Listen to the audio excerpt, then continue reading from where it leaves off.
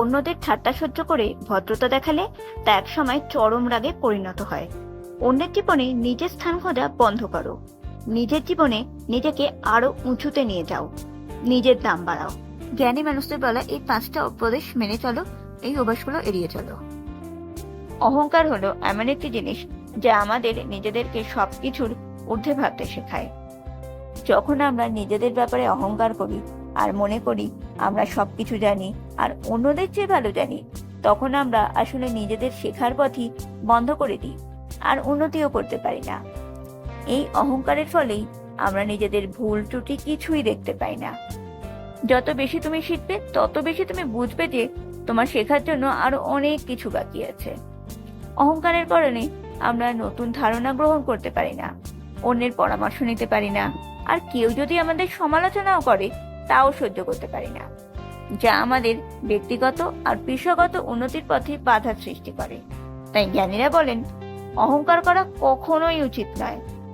তার মানে এই নয় যে তুমি নিজেকে ছোট ভাববে। এর মানে হলো তুমি সর্বদা নতুন কিছু শেখার জন্য প্রস্তুত থাকবে। যখন আমরা অহংকারকে দূরে সরিয়ে জীবনযাপন করি, তখন আমরা সাফল্যের পথে আরো ভালোভাবে এগিয়ে যেতে পারি। 2. মিথ্যা বলা।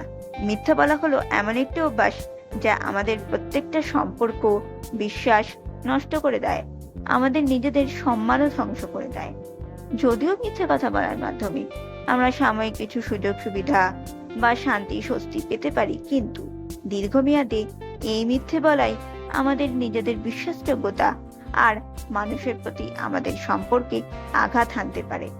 যখন আমরা মিথ্যে কথা বলি, তখন আমরা একটা নকল বাস্তবতা তৈরি করি, যা ধরে রাখা ক্রমশ কঠিন হয়ে ওঠে।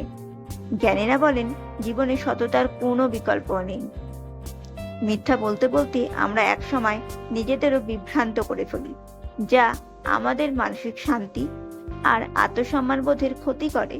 মিথ্যে কথা বলার কারণে আমাদের সম্পর্কগুলোতে দূরত্ব তৈরি হয়, কারণ মানুষ আর আমাদের বিশ্বাস করতে পারে না।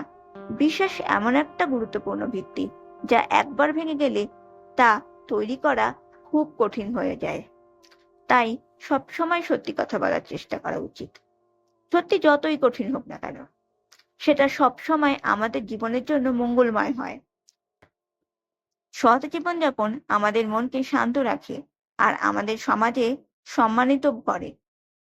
মিথ্যে এড়িয়ে চলার মাধ্যমে আমরা নিজেদের এবং অন্যদের কাছে সৎ থাকতে পারি, যা দীর্ঘমেয়াদে আমাদের জীবনে সাফল্য এবং সুখ আনে। 3. লোভ করা। লোভ হলো এমন একটা মানসিক অবস্থা যা আমাদের ক্রমাগত আরো বেশি সম্পদ, ক্ষমতা আর সুখের পেছনে দৌড়তে বাধ্য করে। আমরা যত বেশি লোভ করি ততই আমরা অসন্তুষ্ট হই, কারণ লোভ আমাদেরকে এমন একটা জায়গায় নিয়ে যায় যেখানে কোনো কিছুতেই তৃপ্তি আসে না। অতিরিক্ত কোনো কিছুর পেছনে ছুটলে আমরা সহজেই ভুলে যাই যে প্রকৃত সুখ আসলে বাহ্যিক সম্পদে নয়, বরং আমাদের নিজেদের মনের ভেতরেই লুকিয়ে থাকে। জ্ঞানীরা বলেন, অতিরিক্ত ভোগের পেছনে না ছুটে আমাদের উচিত আমাদের প্রয়োজনের প্রতি মনোযোগী হওয়া আর যা আছে তাতে সন্তুষ্ট থাকা। সম্পদ আর সামগ্রী আমাদের জীবনে শান্তি আর সুখ আনতে পারে না যদি না আমাদের মন তাতে সন্তুষ্ট থাকে। অতএব লোভ আর অতিরিক্ত কোনো কিছুর পেছনে ছুটে চলা এড়িয়ে যাওয়া উচিত। তাতে আমরা একটা সন্তুষ্ট জীবনযাপন করতে পারব। 4. রাগ ও প্রতিহিংসা পোষণ করা। রাগ হলো এমন একটা আবেগ যা আমাদের নিজেদের বেশি ক্ষতি করে অন্যদের চেয়ে। যখন আমরা কারো প্রতি রাগ করি বা তাদের প্রতি প্রতিহিংসা নিয়ে থাকি, তখন আমরা আসলে নিজেদের মনের শান্তি নষ্ট করি। রাগ আমাদের মধ্যে ক্রোধ আর কষ্ট তৈরি করে, যা সময়ের সাথে সাথে শারীরিক আর মানসিক স্বাস্থ্যের উপর ক্ষতিকর প্রভাব ফেলে।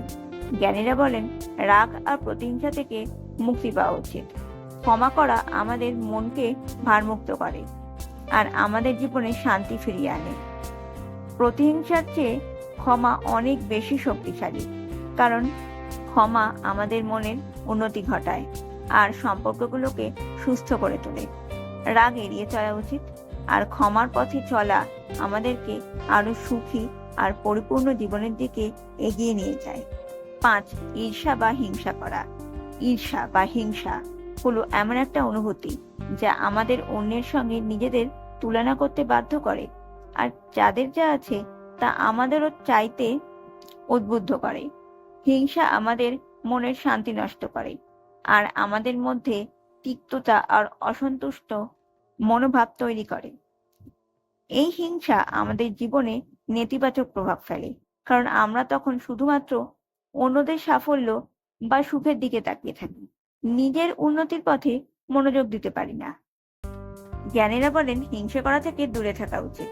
আমাদের উচিত নিজেদের জীবনের দিকে মনোযোগী হওয়া এবং যা আছে তাতেই সন্তুষ্ট থাকা। প্রত্যেকটা মানুষেরই জীবন আর পরিস্থিতি আলাদা, তাই অন্যদের সঙ্গে তুলনা না করে আমাদের উচিত নিজেদের লক্ষ্য আর আকাঙ্ক্ষার দিকে মনোযোগ দেওয়া।